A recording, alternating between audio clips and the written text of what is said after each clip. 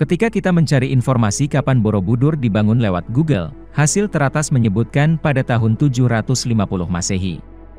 Padahal sekitar 300 tahun sebelumnya, murid dari Cina sudah melihat ada bangunan Candi Borobudur. Lah ini gimana? Katanya baru dibangun tahun 750? Yang namanya sejarah adalah logika. Jika tidak logis, maka itu bukan sejarah.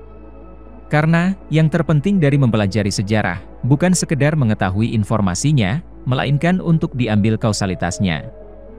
Memang benar, Hindu-Buddha berasal dari India. Namun tidak benar, kalau situs-situs dan juga ajarannya di Nusantara Indonesia berdasar dari Hindu-Buddha dari India. Video ini adalah hasil telah kajian akademik yang dilakukan oleh Santo Sabapiliang, yang tengah berupaya meluruskan pencatatan sejarah yang telah dibengkokkan penjajah. Tidak sedang menyebarkan suatu ajaran, apalagi menistakan ajarannya.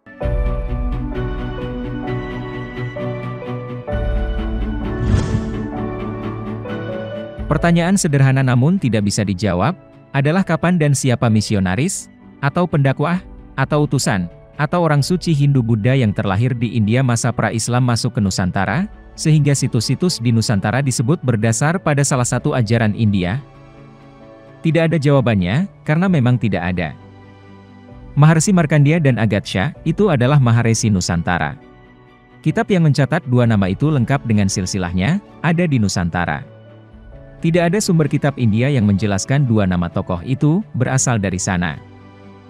Raffles, menamakan bangunan megah ini dengan nama Borobudur, dengan anggapan di dekat situs ada desa Bore. Namun faktanya, tidak ada desa yang namanya Bore. Sedangkan kata budur, diambil dari kata bidur, yang artinya bisul, atau menyembul keluar. Johannes Gijsbertus Kasparis, filolog Belanda menulis dalam disertasinya 1954, yang memperkirakan pembangunan candi ini sekitar tahun 824. Namun perkiraan Kasparis, bukan hasil kesimpulan berdasar penelitian ilmiah akademis.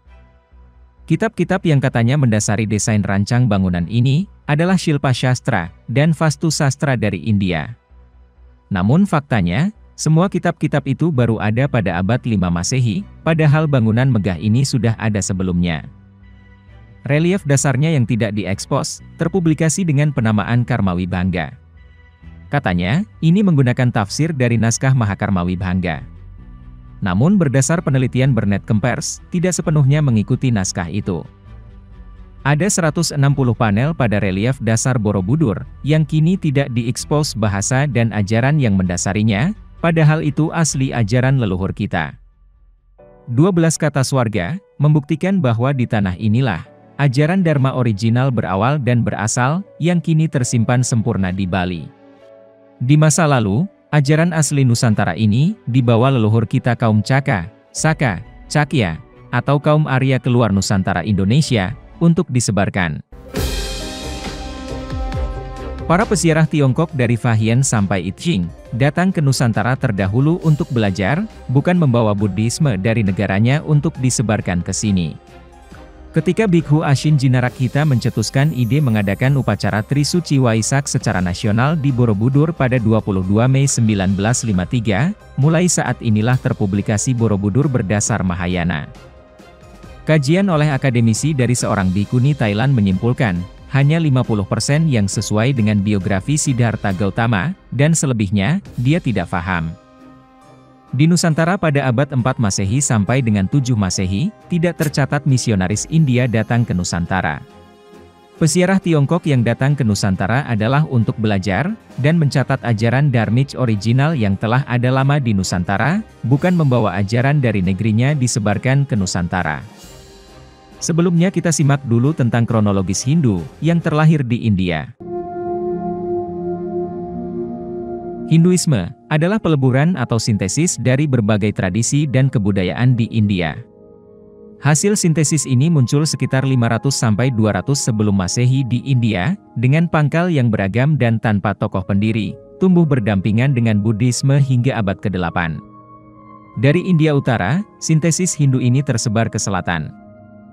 Akhir abad ke-18, kata Hindu menjadi istilah padanan bagi orang India yang bukan Muslim, bukan Sikh, bukan Jaina, bukan Kristen, bukan Buddha, mencakup berbagai penganut dan pelaksana kepercayaan tradisional yang berbeda-beda.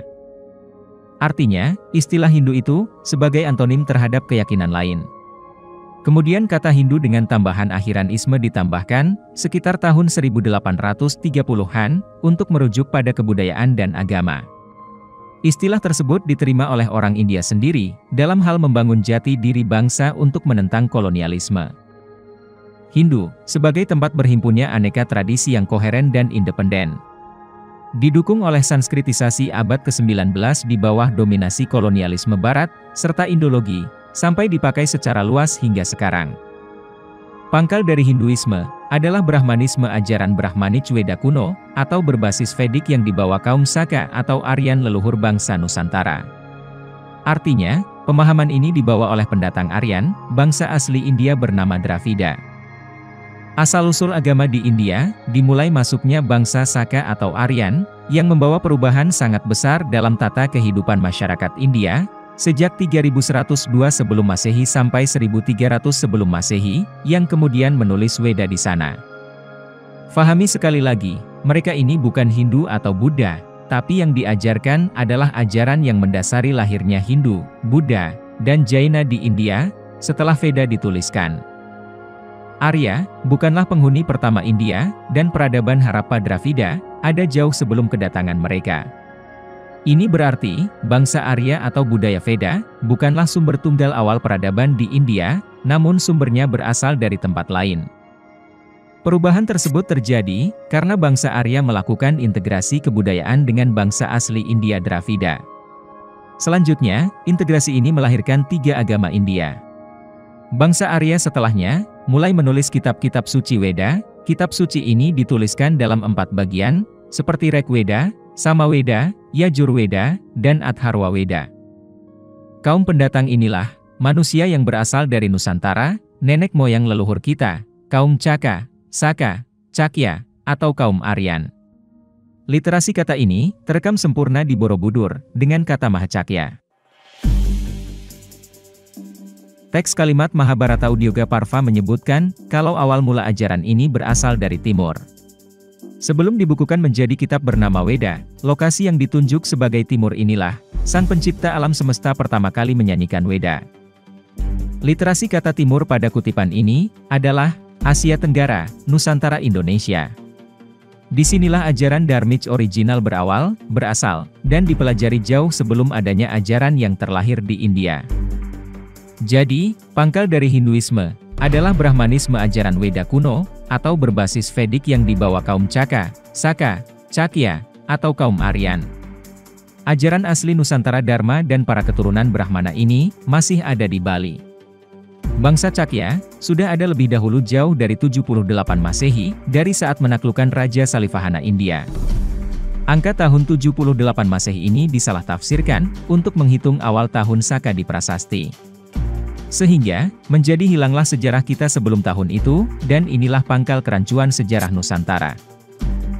Selanjutnya, mari kita buka kebenaran sejarah Borobudur. Dari sini kita akan temukan fakta baru bahwa kitalah yang mewarnai India.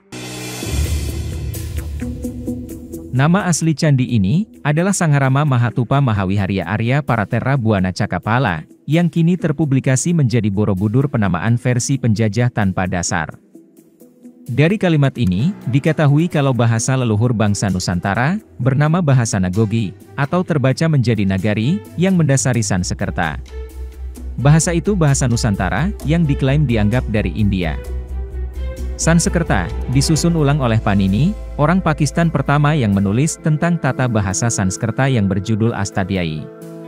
Buku tata bahasa Sanskerta ini memuat 3.959 hukum tata bahasa Sanskerta, dan ditulis abad ke-5 sebelum Masehi. Artinya, Panini menyusun kembali tata bahasa Sanskerta, bukan dia yang membuat bahasa Sanskerta. Mari kita telah per kalimatnya. Sangharama adalah tempat belajar atau pembelajaran Dharmij original di masa terdahulu, jauh sebelum abad 5 sebelum Masehi. Kemudian Mahatupa, Maha atau Mahe, berarti besar atau agung. Dan Tupa, adalah awal dari literasi kata stupa, peziarah Tiongkok ke Nusantara, menyebut kata ini dengan tope. Mahawiharya adalah tempat berlatih dan prosesi kontemplasi spiritual yang dibuat besar dan megah. Ini adalah gabungan dari kata Maha dan Wiharya. Sekarang, Wiharya disebut wihara.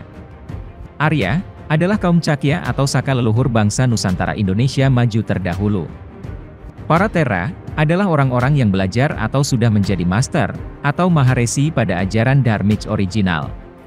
Kata Tera ini masih dipakai di kelompok besar Buddhis Theravada, selain Mahayana. Kemudian Buana Cakapala adalah nama bangunannya. Ajaran yang tergambar bukan salah satu dari 3 ajaran yang terlahir di India Buddhis Jaina atau Hindu. Tapi ajaran yang tergambar di sini adalah yang mendasari lahirnya 3 ajaran di sana. Literasi kata Buana adalah 3 tahapan bentuk.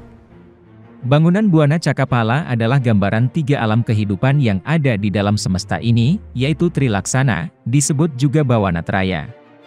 Di antaranya, Bawana Langgeng atau alam kekal, Bawana Drio atau alam lahiriah, dan Bawana Triya atau alam rohaniah. Bukan Kama, Rupa, dan Arupa Datu versi India. Kemudian, kalimat Moksartam Jagadhita Yacaiti Dharma. Moksa, kontemplasinya dengan laku tapa atau topo, yaitu pengekangan diri untuk mencapai tingkat spiritual berata. Tata cara dilakukan untuk bisa meningkatkan kualitas kemanusiaan Dharma.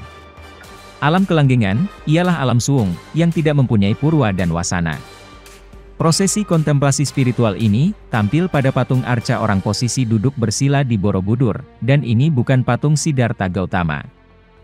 Topo Broto, kontemplasi spiritualnya adalah toponing jasad, toponing hawa nafsu, toponing budi, toponing suksma, toponing cahyo, dan toponing gesang. Samadhi, suung, laku, dan yoga adalah kontemplasi spiritual asli Nusantara.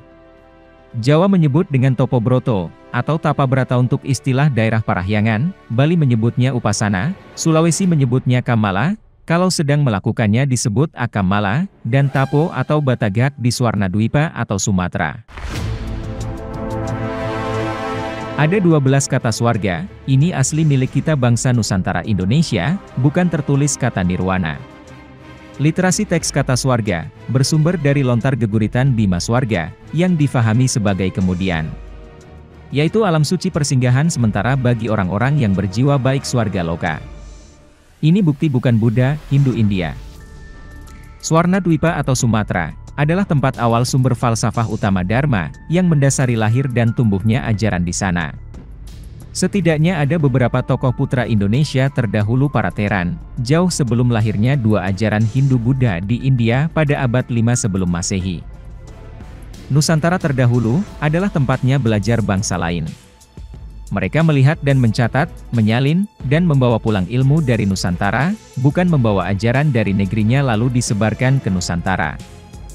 Dari buku perjalanan pesiarah Tiongkok Fahian disebutkan, dalam perjalanannya menumpang kapal besar, ia tiba di sebuah wilayah bernama Jawa Dwipa, di mana Brahmanisme berkembang.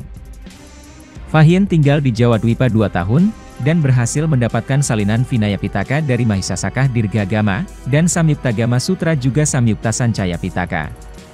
Sebagai informasi, semua kitab-kitab ini tidak diketahui di tanah Han.